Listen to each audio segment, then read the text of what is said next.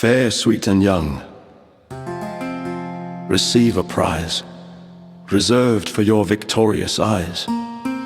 From crowds whom at your feet you see, O pity and distinguish me, as I from thousand beauties more distinguish you and only you adore.